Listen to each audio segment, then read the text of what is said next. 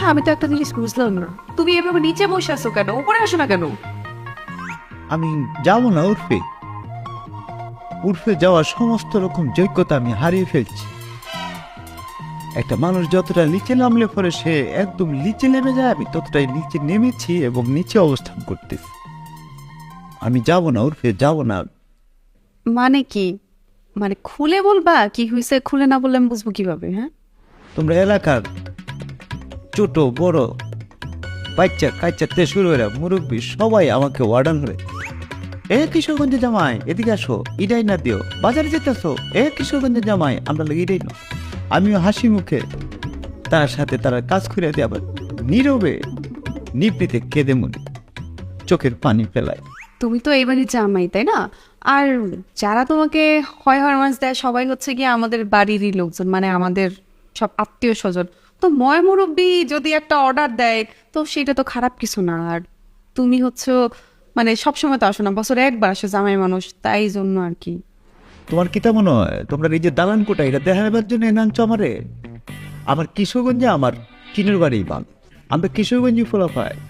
আমরা ডাইল দেখাবো, আইল ডাইলটা যাবো, গাছতলা কমাবো, বাইঙ্গা যাবো, কিন্তু মস খাবো না। আজ থেকে 60 বছর আগে একটি কবিতা আমি লিখেছিলাম। আমার কাছে মনে হইতেছে এই দার্শনিক আর কবিতার মধ্যে যে মিল, এই মিলটা আমি এই কবিতার কারণে আবার খুঁজে পাইতেছি। তোমার সাথে বিয়ে হওয়ার 60 বছর আগে কবিতাটা লিখছি, সেটা এখন আমার জীবনে ফলতাছে। দেও তো আমার ডায়েরিটা খুঁজে পাবি না? তোমার যে ডায়েরি এরা আমার পক্ষে খুঁজে পাওয়া সম্ভব না। তোমার ডায়েরি তুমি উঠে খুঁজো, উঠো এখান থেকে।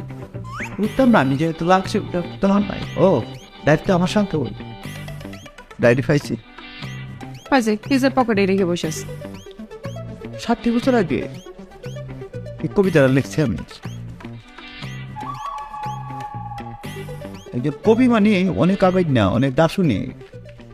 আর একজন কবি যে একজন দার্শনিক যে অনেক আবেগ না থাকে বর্তমান সময় থেকে, সেটার প্রমাণ আমি আমি কবিতার নাম ছোট্ট মানুষ। কবিতাটি লিখেছেন কবি শামসুদ্দিন শেখ। আমি নিজে